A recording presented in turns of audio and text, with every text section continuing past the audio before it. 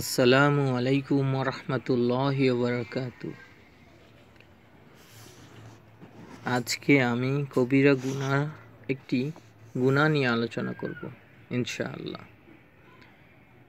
জেনা করা অর্থাৎ নারীর সতীত্ব নষ্ট করা এবং পুরুষের চরিত্র নষ্ট করা কবিরা গুনাহ।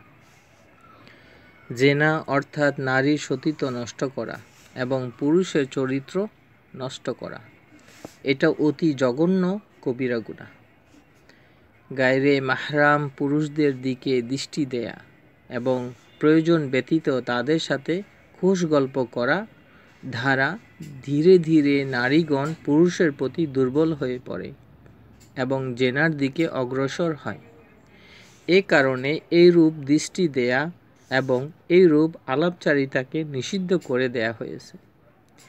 জেনা থেকে বেঁচে থাকতে হলে জেনার উপসর্গ যেমন প্রেমালাপ, গোপন যোগাযোগ, গায়রে মাহরামের সাথে নির্জন বসা, পর্দা লঙ্ঘন ইত্যাদি থেকে বেঁচে থাকতে হবে।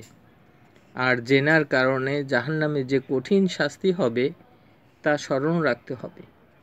মনে রাখতে হবে আল্লাহ সব কিছুই দেখেন, অতএব গোপনে জেনা করলেও আল্লাহ তাআলা তা দেখবেন এবং কোনো মানুষ এখন না দেখলেও কিয়ামতের ময়দানে সকলের সামনে এটা প্রকাশ করে দেয়া হবে।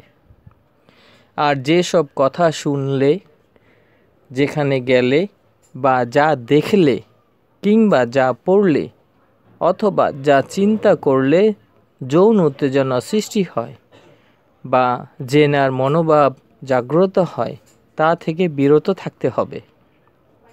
এরপরও জেনার খাহেশ প্রবল হলে সূরা ইব্রাহিমের ২৭ নম্বর আয়াত ৩ বার পড়ে শরীরে ফু দিবেন, তাহলে জেনার খাহেশ দুর্বল হয়ে যাবে ইনশাআল্লাহ। ইউসাব্বিতুল্লাহুল্লাযীনা আমানু বিল-কওলিস সাবিতি ফিল হায়াতিদ দুনিয়া ওয়া ফিল আখিরাহ ওয়া ইউদিল্লুল্লাহু আয-যালিমিন ওয়া ইউদিল্লুল্লাহু আয-যালিমিন ওয়া ইয়াফআলু